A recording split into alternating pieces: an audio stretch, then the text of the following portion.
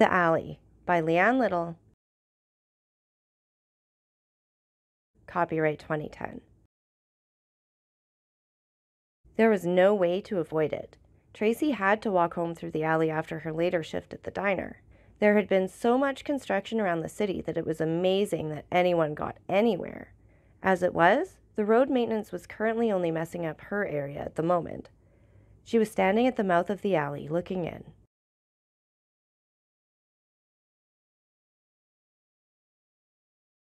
It was lit, not well, but at least a little, with widely spaced yellow lamps. They were the kind of lamps that you wish they would just not bother to turn on, they were that helpful. As with any alley, there were dumpsters, vast amounts of garbage, and the occasional homeless person. It was terrifying for the petite woman to do it, but for the past week, there was no way to go 2 blocks south to her apartment. She took a moment, squared her shoulders, and walked as quickly as she could down the dim alley. The further in she went, the darker it seemed to get despite the murky light from the lamps. Several times, she thought she heard footsteps, cans rattling, and other threatening noises. But she kept her head down and trying to focus herself to go faster without causing a scene.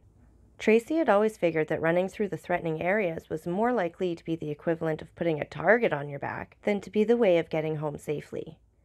About halfway down, she passed a dirty old man with matted hair, missing teeth, and no jacket. His eyes widened with surprise as he saw her. "No, no," he shouted. "Get out! He'll get you! He doesn't like girls!" She squeaked with fear and her feet scurried faster towards the exit that just couldn't come fast enough. She heard the old man yelling as she went, but the sound of her own heart beating overpowered the words. What she did manage to hear, though, was the sound of a precarious stack of boxes, cans, and bottles toppling over well behind her as something chased her the remaining distance.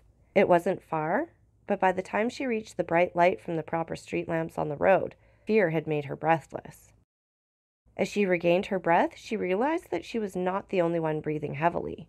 Poised to run, all muscles tense to flee, Tracy turned expecting to see a knife-wielding psychopath. What she saw was so completely different that her knees felt weak and she sank to the sidewalk and let her pursuer have exactly what he wanted. The beautiful dog rushed forward and showered her with kisses, making her giggle. She returned the affection, then got up to be on her way. She left without looking behind her. If she would have seen the dirty old man standing just inside the shadows holding a 6-inch blade with a scowl on his face. "Useless dog's supposed to bring them back to me," he grumbled. "Now I won't get anything to eat until tomorrow night."